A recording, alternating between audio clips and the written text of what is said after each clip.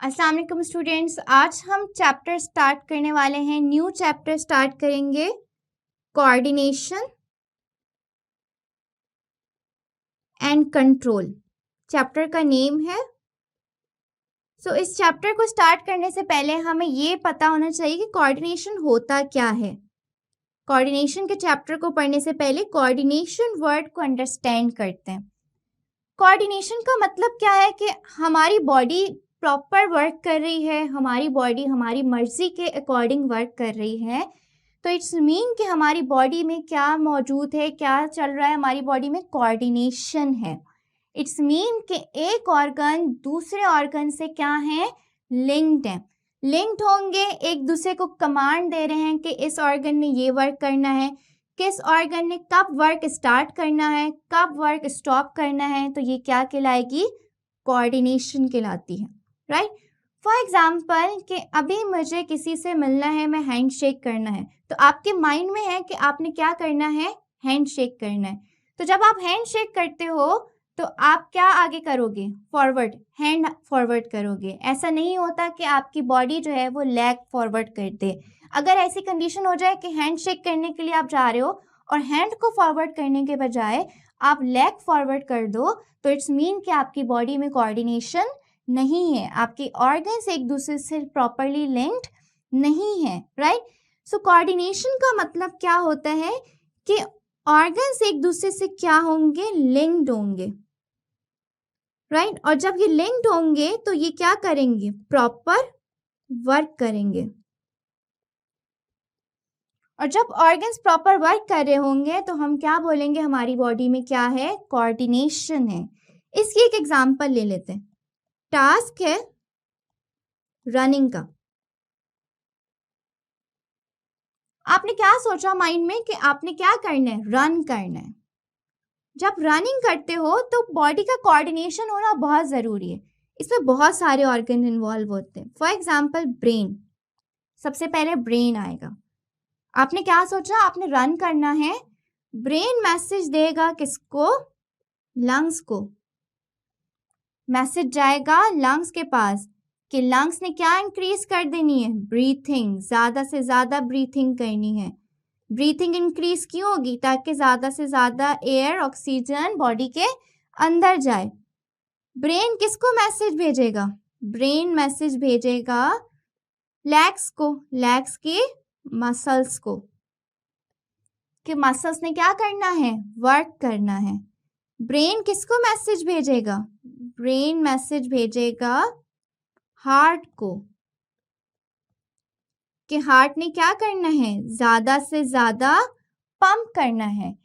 अगर लंग्स को ब्रेन के पास मैसेज ना जाए तो ब्रीथिंग इंक्रीज नहीं होगी, आपकी जो ऑक्सीजन की रिक्वायरमेंट है वो पूरी नहीं होगी। अगर ब्रेन जो है वो लेग्स ऑफ मसल्स के साथ, मसल्स के जो लेग्स हैं उसके साथ कोऑर्डिनेट ना करें तो आप रनिंग कैसे करोगे।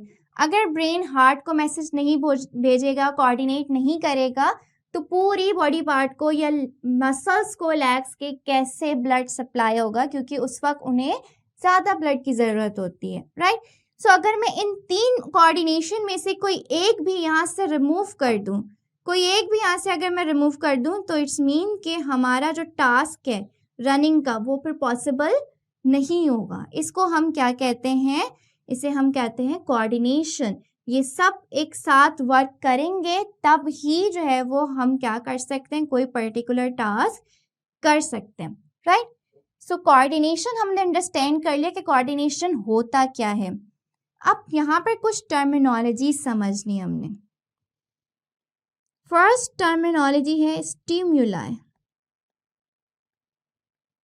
स्टिमुलाई को हम कैसे डिफाइन करेंगे, चेंज इन इन्वायरमेंट, इन्वायरमेंट में चेंज आना। अब वो इन्वायरमेंट क्या हो सकता है, वो इन्वायरमेंट इंटरनल भी हो सकता है। इंटरनल मतलब हमारी बॉडी के अंदर का इन्वायरमेंट, वो इन्वायरमेंट जो है वो एक्सटर्नल भी हो सकता है।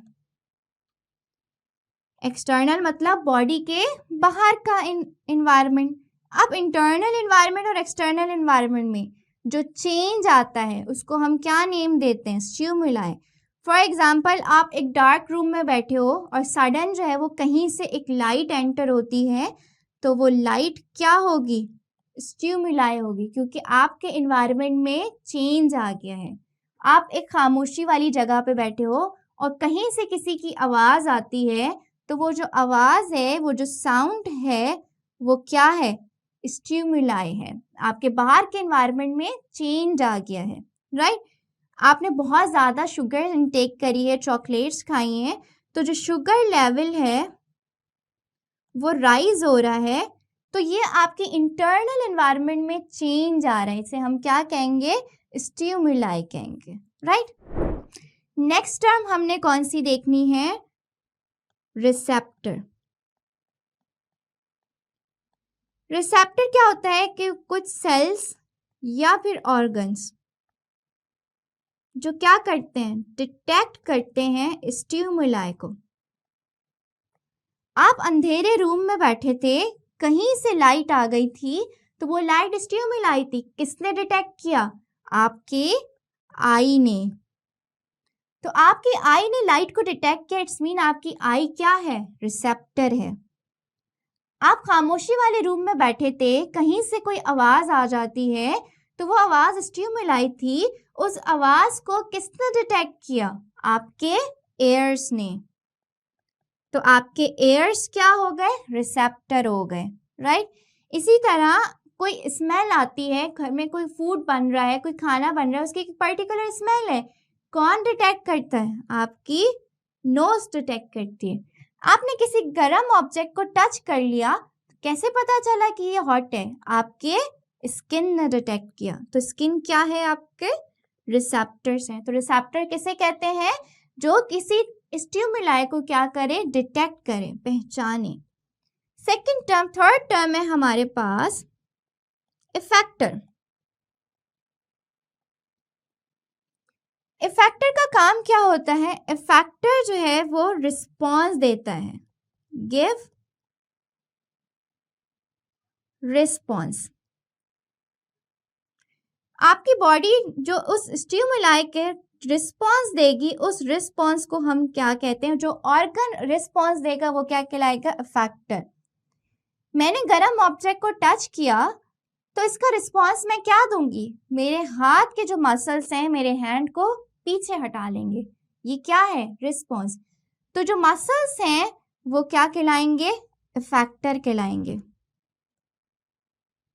तो मसल्स आ सकते हैं इफेक्टर में, और क्या आ सकते हैं? ग्लैंड्स आ सकते हैं इफेक्टर में, जो उस स्टिमुलाई का क्या देंगे? रिस्पॉन्स देंगे, ताकि वो जो चेंज आया है वो दोबारा से नॉर्मलाइज हो जाए। इसकी एक एग्जाम्पल स्टडी करते हैं, राइट? और इन सारी टर्म्स को हम उस एग्जाम्पल में यूज करेंगे। सबसे पहले एक स्टिमुलाई लेते हैं, हॉट कप है। आपने उस हॉट कप को क्या कर रहे हो? टच कर रहे हो, तो ये क्या है? आपका स्टिमुलाई है। यहाँ पर हम एक एग्जाम्पल लेंगे, इन सारी टर्म्स को अंडरस्टैंड करते हैं, यूज करेंगे। फॉर एग्जाम्पल कि एक हॉट कप है, आपने उस हॉट कप को क्या करा? टच किया, तो ये जो हॉटनेस है ये क्या है? Stimuli, right?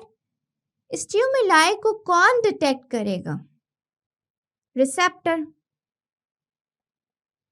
और यहां पर रिसेप्टर क्या है? Skin. Skin act as receptor, right? Receptor detect करते हैं, स्किन ने डिटेक्ट किया कि आपने किसी हॉट चीज को, हॉट कप को टच किया है। ये मैसेज किसको देगा? Control centre, it's mean CNS के पास जाएगा। कंट्रोल सेंटर मैसेज भेजेगा किसको? इफेक्टर ऑर्गन को। इफेक्टर ऑर्गन यहां पर कौन है? Muscles of hand. हैंड के जो मसल्स हैं उनको मैसेज जाएगा। क्या मैसेज भेजा गया है?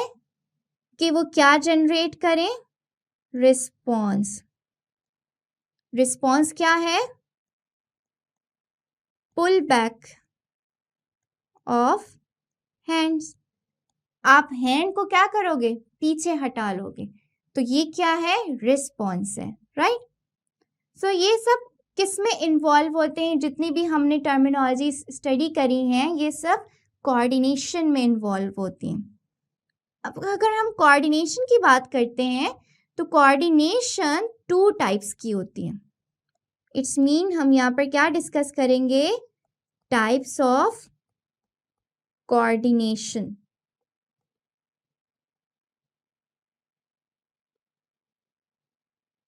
कितनी टाइप्स की कोऑर्डिनेशन है, 2 टाइप्स की कोऑर्डिनेशन है, nervous coordination and chemical coordination.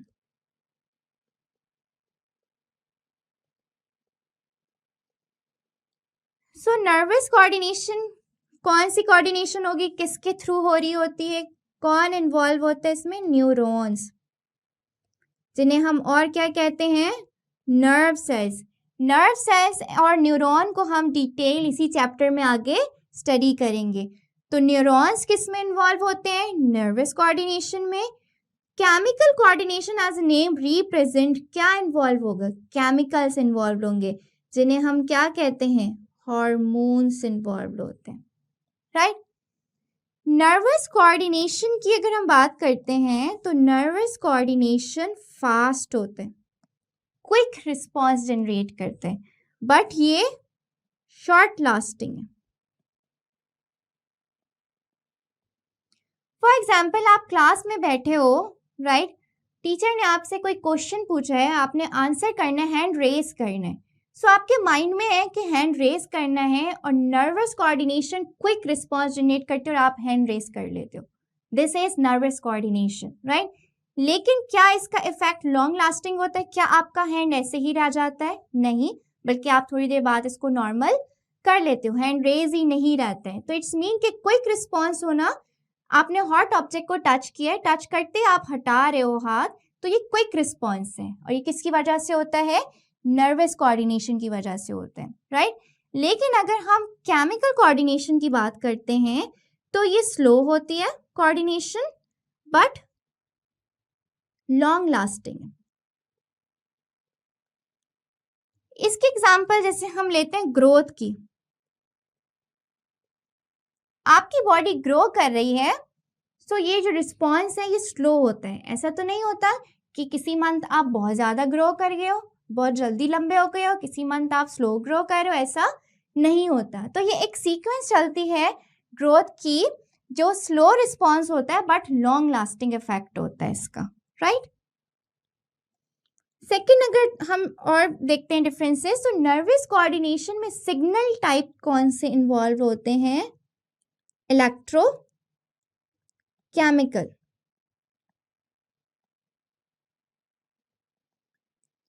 कौन से सिग्नल्स इन्वॉल्व होते हैं, इलेक्ट्रो केमिकल। इलेक्ट्रो मीन्स क्या जनरेट होती हैं,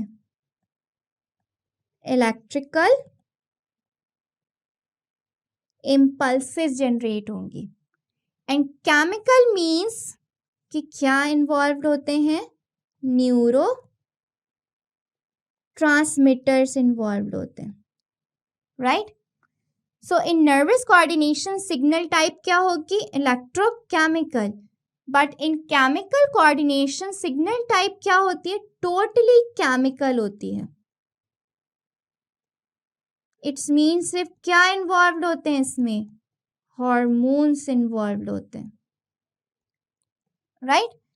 सो ये हमने क्या देखा कि 2 टाइप्स ऑफ कोऑर्डिनेशन बॉडी में प्रेजेंट होती है, nervous coordination and chemical coordination. So कुछ लोअर ऑर्गेनिजम्स होते हैं, लोअर ऑर्गेनिजम्स, जिनमें कौन कौन से ऑर्गेनिजम्स आ सकते हैं, fungi, algae, prokaryotes, protozoas and plants. जो लोअर प्लांट्स होते हैं उनमें हम क्या देखते हैं, कौन सी कोऑर्डिनेशन होती है, केमिकल कोऑर्डिनेशन। और इसी केमिकल कोऑर्डिनेशन को ये यूटिलाइज करते हैं for growth, for metabolism, for reproduction, right.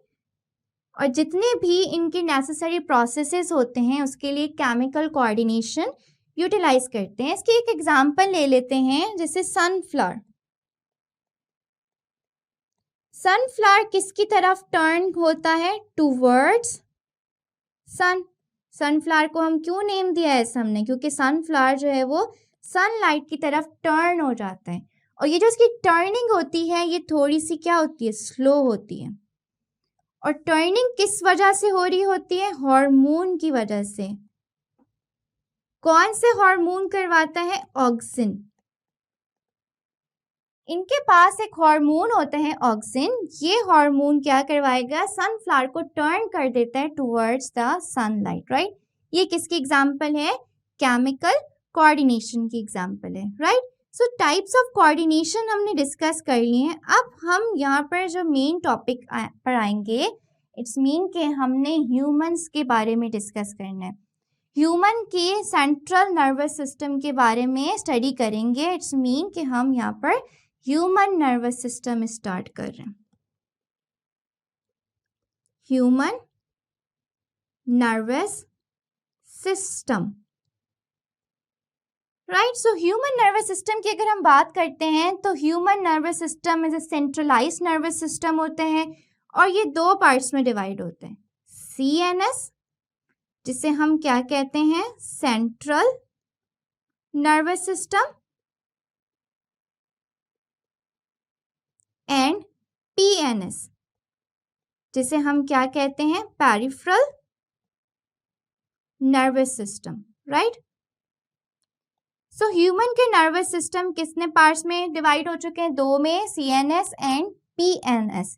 CNS में क्या क्या इन्वॉल्व होते हैं? Brain and spinal cord. It's mean हमारा ब्रेन और हमारी स्पाइनल कॉर्ड क्या फॉर्म करती है? Central nervous system. और हमारी बॉडी में जितनी भी नर्व्स हैं ये नर्व्स क्या फॉर्म करेंगी? PNS फॉर्म करेंगी, पेरिफेरल नर्वस सिस्टम। सो हम यहाँ पर CNS को डिस्कस करेंगे इन डिटेल। हम सबसे पहले क्या स्टार्ट करेंगे? ब्रेन के बारे में स्टार्ट करेंगे, ब्रेन को स्टडी करेंगे, राइट। अगर हम ब्रेन की बात करते हैं तो ब्रेन भी बहुत सेंसिटिव होता है, ब्रेन की भी प्रोटेक्शन रिक्वायर्ड होती है। तो ब्रेन को कौन प्रोटेक्ट करता है? मेम्ब्रेन्स होती हैं। कितनी मेम्ब्रेन्स होंगी? 3 मेम्ब्रेन्स प्रेजेंट होती हैं।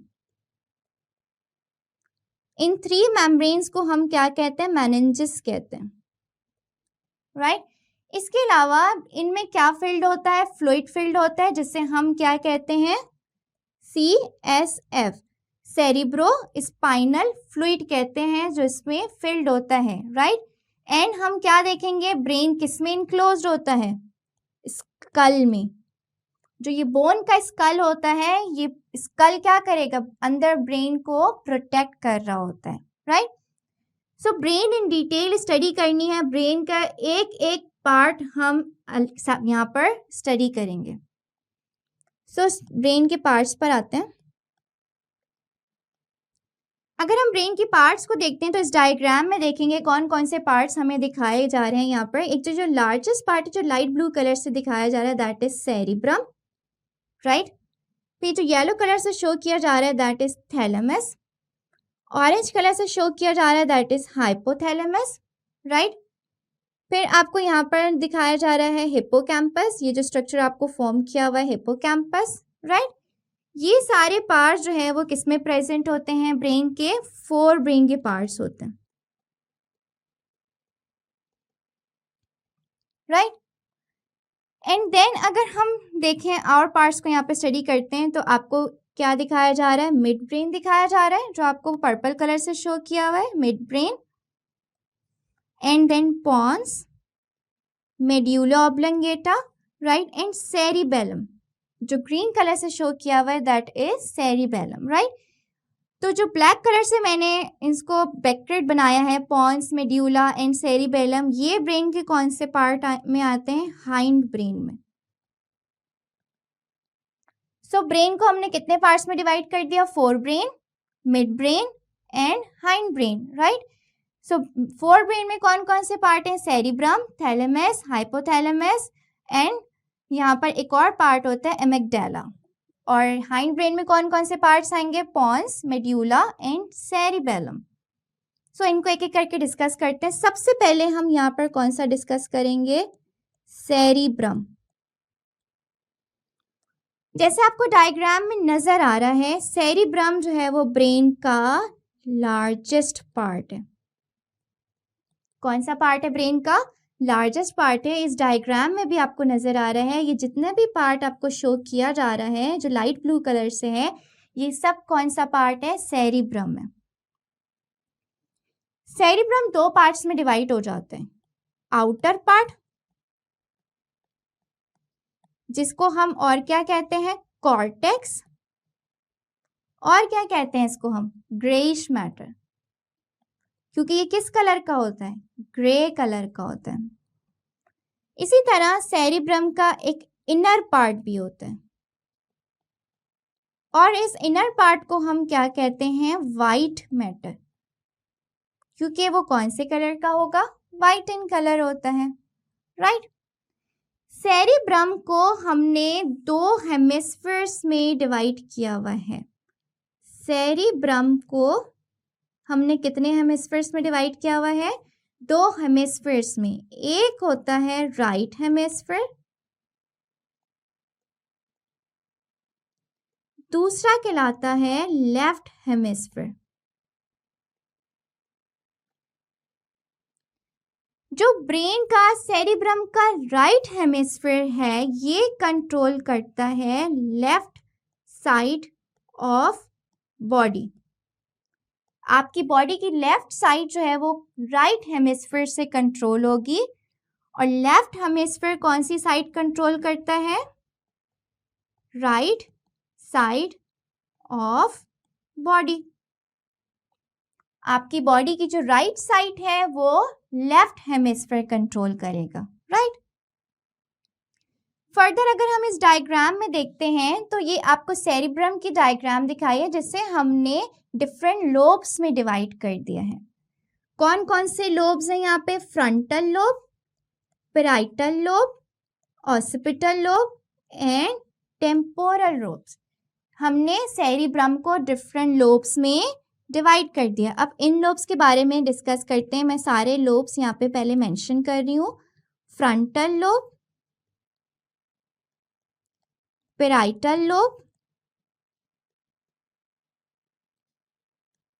Temporal lobe and occipital lobe. Her lobe का सेरिब्रम के डिफरेंट फंक्शन होता है। फ्रंटल लोब क्या कंट्रोल करता है? हमारे थॉट्स। हम जो सोचते हैं वो कौन कंट्रोल करता है? Frontal lobe. हमारे इमोशंस, जो इमोशंस होते हैं खुशी के, गम के, ये कौन कंट्रोल करता है? Frontal lobe. पैराइटल लोब जो है वो क्या कंट्रोल करता है? डिफरेंट सेंसेशन को कंट्रोल करेगा।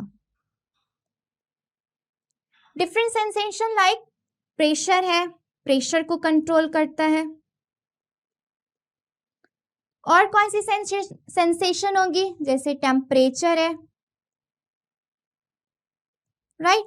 सो इस तरह की सेंसेशन को कौन कंट्रोल करेगा? Parietal lobe. देन हमने यहाँ पर किसकी बात करनी है? टेम्पोरल लोब की। टेम्पोरल लोब क्या कंट्रोल करता है? स्पीच। इट्स मीन कि मैं बोल रही हूँ अभी, कौन कंट्रोल कर रहे हैं? Temporal lobe. हेयरिंग, आप सुन रहे हो अभी, तो कौन कंट्रोल कर रहा है? Temporal lobe. ऑसिपिटल लोब क्या कंट्रोल करता है? विजन। आप देख पा रहे हो अभी, तो कौन कंट्रोल कर रहा है? Occipital lobe, right. सो ये लोब्स हो गए जो हमने यहाँ पे डिस्कस कर रहे हैं कि सेरिब्रम का हर लोब जो है वो डिफरेंट फंक्शन परफॉर्म करता है, डिफरेंट एक्टिविटीज को कंट्रोल करता है। ब्रेन के सेकंड पार्ट पर आते हैं, थैलेमस। थैलेमस का फंक्शन क्या है? थैलेमस क्या कंट्रोल कर रहा होता है? थैलेमस कंट्रोल करता है, कहाँ प्रेजेंट होता है? Just above hypothalamus. जैसे हमने डायग्राम में भी देखा था, अगर हम डायग्राम दोबारा देखें तो यहाँ पे ये ऑरेंज से हाइपोथैलेमस है, बिल्कुल इसके ऊपर जो है वो क्या प्रेजेंट है? यहाँ पे जो येलो कलर से शो किया है थैलेमस। तो थैलेमस जो है वो कहाँ प्रेजेंट होता है? Just above the hypothalamus, right. और इसका काम क्या होता है? ये गाइड करता है, गाइड स्टिमुलाई टूवर्ड्स, क्या करेगा? स्टिमुलाई का क्या मतलब होता है? कोई भी जो एक्सटर्नल चेंज होता है उसको गाइड करता है एप्रोप्रिएट पार्ट की तरफ। ब्रेन का जो एप्रोप्रिएट पार्ट होता है कि कौन से स्टिमुलाई को कौन से ब्रेन के पार्ट पे जाना है, उसको क्या करेगा? कंट्रोल करता है। सेकंड पार्ट पर आते हैं। ब्रेन का सेकंड पार्ट कौन सा होता है जो हम यहाँ पर डिस्कस करेंगे? हाइपोथैलेमस।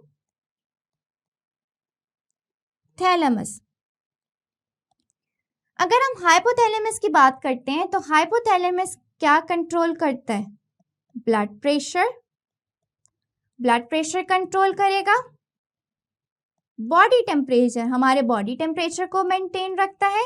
हंगर, हमें भूख लगती है तो वो कौन कंट्रोल करता है? वो कौन से पार्ट जो है वो फील करवाता है कि हमें भूख लग रही है? हाइपोथैलेमस। थर्स्ट, प्यास लगना, ये सब कौन कंट्रोल करता है? हाइपोथैलेमस कंट्रोल करता है, राइट। इसके अलावा क्या मेंटेन करता है? Maintain homeostasis.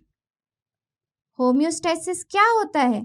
इंटरनल एनवायरनमेंट को मेंटेन करता है हाइपोथैलेमस।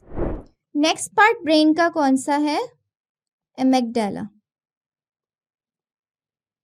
एमिगडाला का काम क्या होता है? It is the small area of a brain. Brain का स्मॉल एरिया है, राइट। और ये क्या कंट्रोल करेगा? इमोशंस कंट्रोल करता है। जैसे कि इमोशंस, पेन, पेन को रेगुलेट करेगा।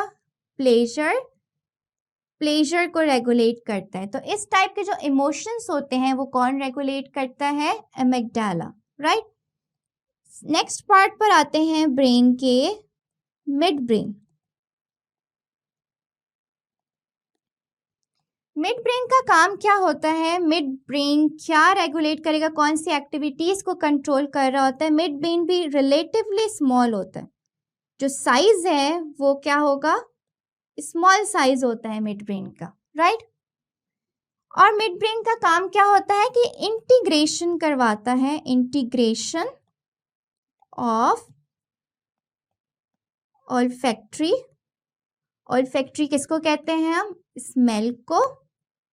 And olfactory and vision. Mid brain जो है वो क्या करवाएगा? इंटीग्रेशन करवाता है जितने भी स्मेल, ऑल्फैक्टरी किसे कह रहे हैं? स्मेल की जो स्टिमुलाई होती है, और जो विजन या फिर हम क्या कह सकते हैं? विजुअल स्टिमुलाई होती है, यानी देखने को और स्मेल करना, सूंघने को, ये कौन कंट्रोल कर रहा होता है? मिड ब्रेन कंट्रोल करता है, राइट। नेक्स्ट पार्ट की अगर हम बात करते हैं, मिड ब्रेन के बाद कौन सा पार्ट आएगा? सेरिबेलम। सेरिब्रम एंड सेरिबेलम दोनों अलग अलग पार्ट्स हैं, राइट। सो इसको हमने मिक्स नहीं करना है। सेरिब्रम हम पढ़ चुके हैं, अब हम कौन सा पार्ट यहाँ पर डिस्कस करेंगे? सेरिबेलम। सेरिबेलम की अगर हम बात करते हैं तो सेरिबेलम ब्रेन का वो पार्ट होता है जो हाईली कॉन्वोलेटेड होता है। कॉन्वोलेटेड का मतलब क्या होता है? कॉइल्ड होता है, बहुत ज्यादा जो है वो क्या होगा? ये पार्ट कॉइल्ड होगा। ब्रेन के कौन से पार्ट में प्रेजेंट होता है? Dorsal side. डॉर्सल साइड किसको कहते हैं? बैक साइड को कहते हैं, राइट। तो सेरिबेलम कहाँ प्रेजेंट होता है? डॉर्सल साइड पे प्रेजेंट होता है। और कहाँ इसकी लोकेशन क्या होगी? Just below cerebrum. सेरिब्रम के बिल्कुल नीचे प्रेजेंट होगा, राइट। एक्टिविटीज क्या कंट्रोल करता है? कंट्रोल प्रिसाइशन मूवमेंट, यानी आप जो है वो प्रिसाइसली मूव कर रहे हो, आपके जो मसल्स की मूवमेंट है वो कौन कंट्रोल कर रहे हैं? सेरिबेलम कंट्रोल कर रहे हैं। मूवमेंट भी कंट्रोल करते हैं, साथ साथ आपकी बॉडी के बैलेंस, क्योंकि वो मसल्स को कंट्रोल करेगा, आपकी बॉडी क्या रहे? बैलेंस रहे। आपकी बॉडी के जो पोजीशन है उसको भी क्या करते हैं? रेगुलेट कर रहा होता है, राइट। किस टाइप की एक्टिविटीज को कंट्रोल करते हैं? जैसे अभी मैं लिख रही हूँ तो राइटिंग जो है वो कौन कंट्रोल कर रहा है? सेरिबेलम कंट्रोल कर रहा है। डांसिंग कर रहे हो आप, तो डांसिंग में जो मसल्स रेगुलेट हो रहे हैं वो कौन रेगुलेट कर रहा है? सेरिबेलम रेगुलेट कर रहा है। पेंटिंग अगर आप कर रहे हो तो पेंटिंग कौन रेगुलेट कर रहा है? सेरिबेलम रेगुलेट कर रहा है, राइट। सो इस टाइप की जो एक्टिविटीज होती हैं जिसमें मसल्स को रेगुलेट करना होता है वो कौन करता है? सेरिबेलम करता है। नेक्स्ट पार्ट पर आते हैं ब्रेन के। नेक्स्ट पार्ट हम यहाँ पर कौन सा डिस्कस करेंगे? ब्रेन का मेड्यूला ऑब्लंगेटा। मेड्यूला ऑब्लंगेटा की अगर हम बात करते हैं तो मेड्यूला ऑब्लंगेटा कहाँ प्रेजेंट होता है? Just above spinal cord. हमारे स्पाइनल कॉर्ड के बिल्कुल ऊपर जो ब्रेन का पार्ट प्रेजेंट होता है उसे हम क्या कहते हैं? Medulla oblongata. या हम इस तरह भी कह सकते हैं कि मेड्यूला ऑब्लंगेटा एक्सटेंड होके क्या फॉर्म करता है? स्पाइनल कॉर्ड फॉर्म करता है। Medulla oblongata is centre of automatic activities. Automatic का मतलब क्या होता है? जो खुद ब खुद हो रही होती हैं, जो हमारे कंट्रोल में नहीं होंगी, जो ब्रेन उसको खुद कंट्रोल कर रहा होगा, हमारे विल के अकॉर्डिंग वो एक्टिविटीज परफॉर्म नहीं होती हैं। जैसे कि ब्रीथिंग। क्या ब्रीथिंग आपकी मर्जी से होती है कि मेरा अभी दिल चाह रहा है तो मैं ब्रीथ कर लेती हूँ, अभी दिल नहीं चाह रहा तो मैं बाद में कर लूंगी? ऐसा नहीं होता। तो breathing is the automatic activities जो कौन कंट्रोल करते हैं? मेड्यूला ऑब्लंगेटा कंट्रोल करते हैं, राइट।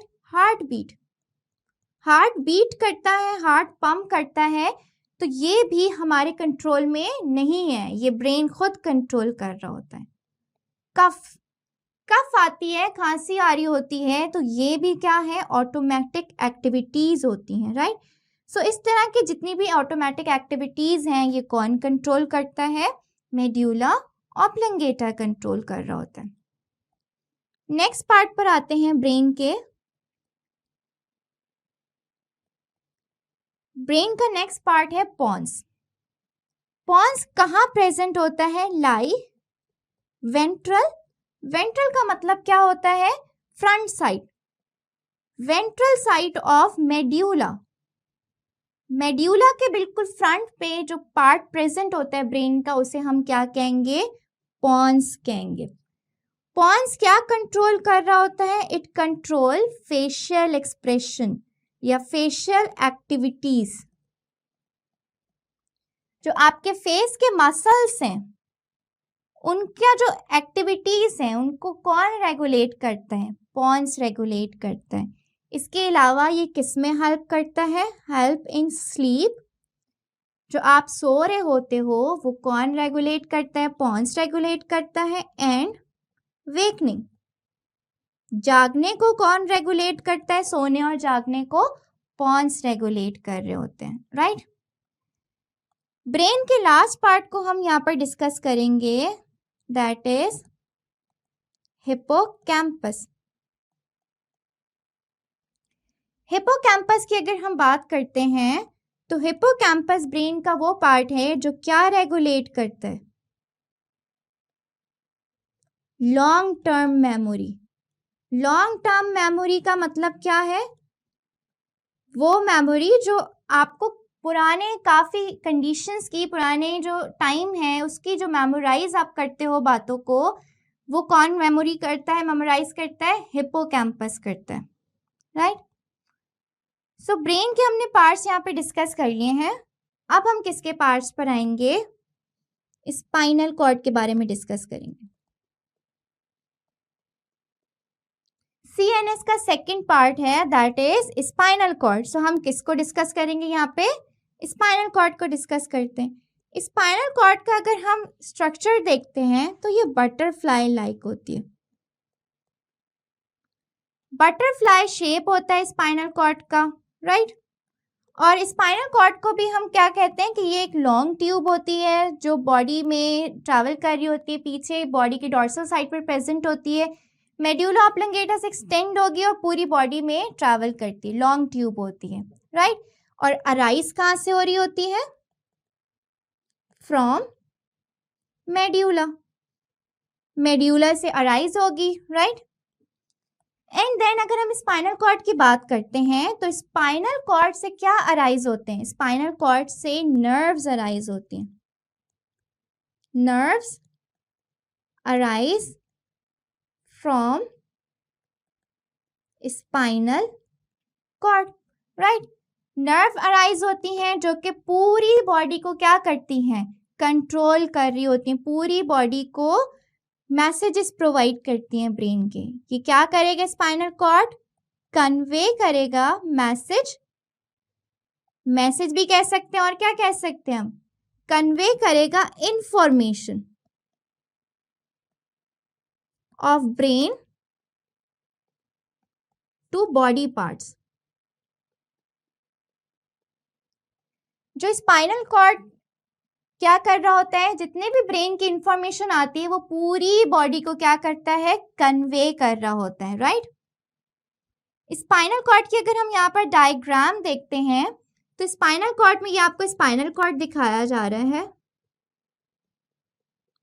इस स्पाइनल कॉर्ड में आपको क्या नजर आ रहा है? दो मैटर्स नजर आ रहे हैं, एक वाइट मैटर है और दूसरा कौन सा होता है? जो इनर होता है वो कौन सा मैटर होगा? ग्रे मैटर होगा। और जो आउटर पार्ट होता है उसे हम क्या कहते हैं स्पाइनल कॉर्ड के? वाइट मैटर कहते हैं। और ये किस शेप का होता है? बटरफ्लाई शेप का होता है, राइट। सो CNS हमने यहाँ पर अपना कंप्लीट कर लिया है। CNS के ब्रेन को इन डिटेल आपने एक एक पार्ट को स्टडी करना है, हर पार्ट कौन सी एक्टिविटीज रेगुलेट करना है उसको स्टडी करना है। स्पाइनल कॉर्ड हमने यहाँ पर स्टडी कर लिया है। अब हम आएंगे अपने नर्वस सिस्टम के सेकंड पार्ट पे जो कि क्या होता है? PNS। PNS शॉर्ट फॉर्म होती है, इसकी फुल फॉर्म मैंने आपको क्या बताई थी? Peripheral nervous system. पेरिफेरल के अगर हम इंग्लिश टू उर्दू मीनिंग्स देखें तो इट्स मीन कि साइड पे, साइड्स को क्या कहते हैं? हम पेरिफेरल कहते हैं। सो ब्रेन और स्पाइनल कॉर्ड, अगर ये ब्रेन है और ब्रेन से स्पाइनल कॉर्ड अराइज हो रही है तो ये तो क्या फॉर्म करता है? ये CNS सेंट्रलाइज्ड होता है, सेंट्रल नर्वस सिस्टम फॉर्म करता है। लेकिन जब इसी से स्पाइनल कॉर्ड से इस तरह नर्व्स अराइज होती हैं, जो केबल लाइक स्ट्रक्चर होता है वो अराइज होता है, ये रेड वाला जो सिस्टम है ये क्या फॉर्म करता है? PNS। आप लोगों ने देखा होगा, एक कॉमन सी एग्जांपल मैं आपको देती हूँ। जैसे पोल्स लगे होते हैं, पोल एक सेंट्रलाइज्ड होता है, उस पोल से केबल वायर्स आ रही होती हैं जो आपके घरों में डिफरेंट घर्स में जा रही होती हैं। तो वो जो केबल वायर्स हैं वो यहाँ पर एक्ट करेंगी एज अ नर्व्स और उसे हम कहेंगे PNS पेरिफेरल नर्वस सिस्टम। और वो जो पोल है जो सेंट्रल में प्रेजेंट है वो क्या कहलाता है? CNS central nervous system, right. So PNS के बारे में अगर हम कुछ पॉइंट्स देखते हैं तो PNS जो है वो सोमैटिक भी होता है। सोमैटिक का मतलब क्या है? कि ये वो एक्टिविटीज कंट्रोल करेंगे जो वॉलेंट्री होती हैं। वॉलेंट्री एक्टिविटीज मतलब जो हमारे अपने कंट्रोल में होती हैं, हमारे अपने विल में होती हैं, जैसे मसल्स। मुझे हैंड मूव करना है, अभी ये मेरे विल में है कि मैं हैंड रेस करूं, ये मसल्स कंट्रोल हो रहे हैं। कौन कंट्रोल कर रहा है? सोमैटिक जो नर्वस सिस्टम है वो कंट्रोल करेगा। मेरा दिल चाह रहा है मैं इस हैंड को वापस पोजीशन पे रख दूं, लाई डाउन कर दूं, तो ये जो मसल्स रेगुलेट हो रहे हैं ये सोमैटिक नर्वस सिस्टम है, वॉलेंट्री है, मेरे कंट्रोल में है। बट जो दूसरी टाइप की हम देखते हैं नर्वस सिस्टम PNS में, वो कौन सी होती है? ऑटोमेटिक। ऑटोमेटिक का मतलब अभी मैंने आपको बताया क्या मतलब होता है? इनवॉलेंट्री। इनवॉलेंट्री एक्टिविटीज को जो कंट्रोल करती है उसे हम क्या कहते हैं? Automatic nervous system. इसकी एग्जांपल देख लेते हैं, जैसे डाइजेशन। डाइजेशन मेरे कंट्रोल में नहीं है, तो डाइजेशन जो है वो कंट्रोल होगी बाय ऑटोमेटिक नर्वस सिस्टम। इसी तरह ब्रीथिंग की एग्जांपल हमने देखी थी, ब्रीथिंग मेरे कंट्रोल में नहीं है, तो breathing is the automatic nervous system, right. So PNS भी हमने यहाँ पे स्टडी कर लिया है। क्वेश्चंस आपके क्या आ सकते हैं इस टॉपिक में से? मोस्ट इम्पॉर्टेंट टॉपिक है, लेंथी टॉपिक है, ब्रेन को याद करना, मेमोराइज करना मुश्किल होता है, बट अगर आप उसको पॉइंट बाय पॉइंट याद करोगे, जैसे मैंने आपको इस वीडियो में बताया है कि कौन सा ब्रेन का पार्ट है और उसकी क्या एक्टिविटीज है, जस्ट इसको पॉइंट बाय पॉइंट आप लर्न करोगे तो आप इजीली मेमोराइज इसको कर सकते हो। क्वेश्चन जो आपके पास इसमें आ सकते हैं वो डिफरेंसेस आते हैं, differences between central nervous system